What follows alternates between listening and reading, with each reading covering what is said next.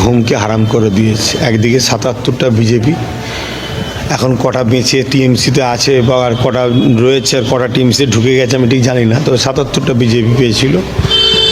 আর রাজ্য সরকার টিএমসি মনে হয় ২১৪টা। সেই একটা বিধায়ককে তো দুটো পার্টির ঘুমকে হারাম করে দিয়েছে। একটা বিধায়ককে তো মানুষের জন্য, গরিবের জন্য, দুঃখী অসহায় শোষিত লাঞ্ছিত মানুষের জন্য কথা বলছে, আর বাকি দুটো দল তো গরিবদেরকে শোষণ করছে, সর্বশ্রেণী গরিবদের শোষণ করছে। তাই হয়তো ওপর থেকে চাপ দিয়েছে যে তোমরা রাজ্যে থাকা অবস্থা কি করে একটা ভাঙর ফসকে গেল, অবিলম্বে এটাকে ফিরিয়ে নাও, না হয় তোমাদেরকে হয়তো বাংলা থেকে সরিয়ে দেবো। কিংবা এটা হতে পারে বাংলায় সামনে হয়তো আসছে কেউ, নওশাদ হয়তো তাকে যেমন শাসকের রাতের ঘুম হারাম করে কানের গোড়ায় রয়েছে সবসময়, তারও হয়তো ডিস্টার্ব হবে। এমনি ডিস্টার্ব হচ্ছে, আরও ডিস্টার্ব বাড়তে পারে, তাই হয়তো এটাকে নেবে বলছে। তবে এটা একটা কথা বোঝার বিষয় যে দিদি মোদি যে কত সেটিং, নাই শুভেন্দু মমতাকে যে ভাষা আক্রমণ করে সেই তুলনায় তো নওশাদ ভদ্র ভাষায় মানুষের সঙ্গে রাজনীতি করে। কই একবারও তো বললো না তার বিষয়।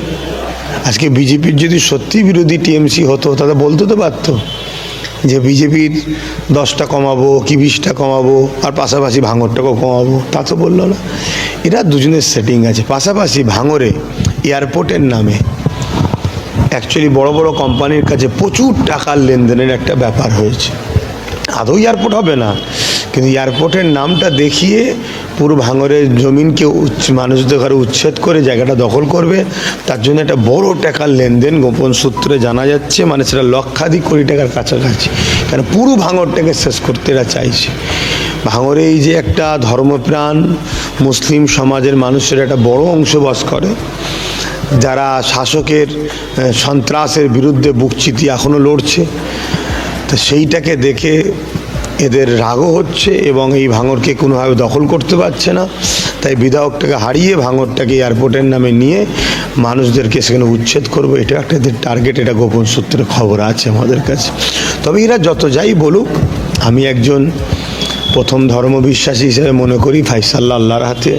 দ্বিতীয় নম্বর হচ্ছে মানুষের চেষ্টা। মানুষ যেভাবে স্বতঃস্ফূর্তভাবে নওশাদের দিকে আছে, ওরা যতই চেষ্টা করুক, ওরা এই আওয়াজই শুধু তুলছে এবারে। তবে এই আওয়াজ তোলাতে ভাঙরে অনেক সন্ত্রাসী হবে, কেন এদের এই আওয়াজে সন্ত্রাসরা অক্সিজেন পাচ্ছে।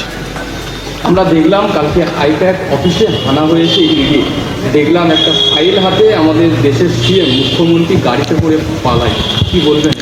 এটা দিদি মোদির সেটিং না হয়।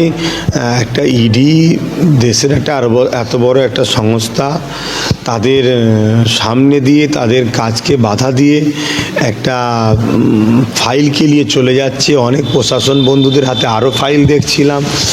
ইডি সেখানে এবং সামরিক বাহিনী সেখানে দর্শকের ভূমিকা নিচ্ছে।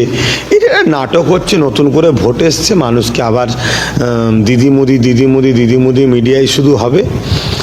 যদি এই বাংলায় মমতা ব্যানার্জি টিএমসিকে যদি বিজেপি সাপোর্ট না করতে, একদিন পুরো সরকারটা জেলে যেত।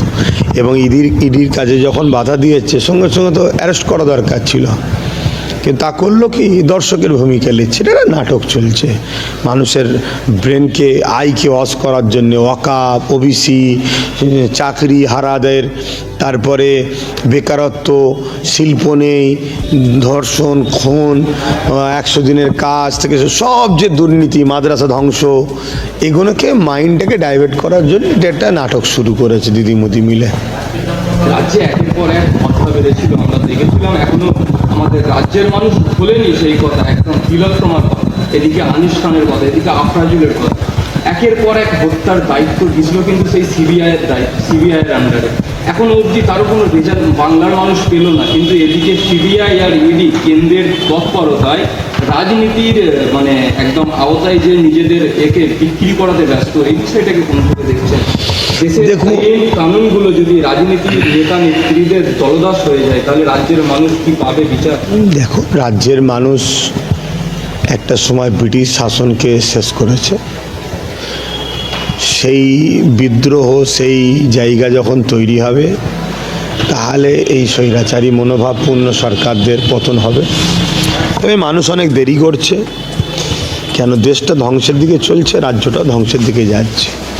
দেখুন, তিলোত্তমা বোনের ইনসাফ এই জন্যে হয়নি, কেন দিদি মোদির সেটিংয়ে আছে, একটা গরিবের ঘরের মেয়ে মারা গেছে, এতে সরকারের কিছু যায় আসে না, কেন্দ্র সরকারের কিছু যায় আসে না, রাজ্য সরকারের কিছু যায় আসে না। কেন্দ্র সরকার রাজ্য সরকারকে চাপ দিয়েছে ইডি সিবিআই পাঠিয়ে, আর রাজ্য সরকার বলছে তোমার কি করতে হবে বলো, আমি করে দিচ্ছি, এটা গেলে বেশি ধরাধরি করতে যাবো না, ডাকাডাকি করতে যাবো না, কেন তোতে মন্ত্রীদের ছেলেদের হাত আছে, সব বিশৃঙ্খলা হয়ে যাবে, আমি যা বলবে সেটা করবো। এইভাবে সেটিংয়ে কাজ করছে তুইরা। সে জায়গায় পাবলিক সংগঠিত হবে, ঐক্যবদ্ধ হতে হবে, বাকি যত দল আছে দিদি মোদি ছাড়া, টিএমসি বিজেপি ছাড়া, তাদেরকে ঐক্যবদ্ধ হতে হবে। তবে দিনের শেষে গরিবদের হয়ে কেউ ভাবছে না।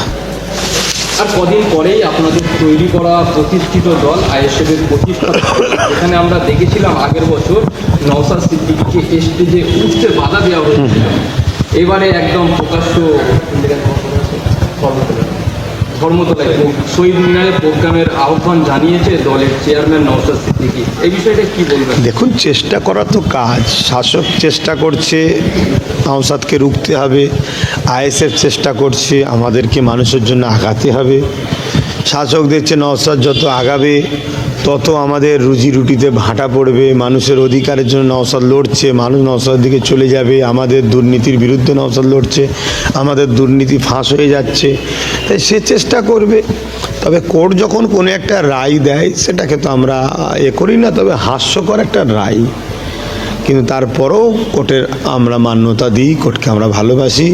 কিন্তু দুঃখের বিষয়, আমরা তো দেখেছি অনেক সময় কোর্টও নাকি শাসকের কি বলে ইশারাতেও আজকাল নাকি অনেক জজ নাকি চলছে, এরকম দেখাচ্ছে। কারণ বিজেপি আর টিএমসির এটা কী লড়াই মিথ্যা দেখেছিলাম, তো এটা দুর্ভাগ্যের বিষয়। তবে এই বছরে ওরা প্রস্তুত নিয়েছে আর মানুষকে আহ্বান জানাচ্ছে। আমি বিভিন্ন জায়গায় ঘুরে দেখছি মানুষ যেভাবে সাড়া দিচ্ছে, হয়তো একটা ইতিহাস হতে পারে। আপনি কি থাকবেন? থাকার ইচ্ছা আছে, আপনি লিগের সঙ্গে থাকবেন? সেটাও কাজ চলছে। তো এই বিষয়ে আমি একটাই কথা বলবো, আমি তো মুসলমান,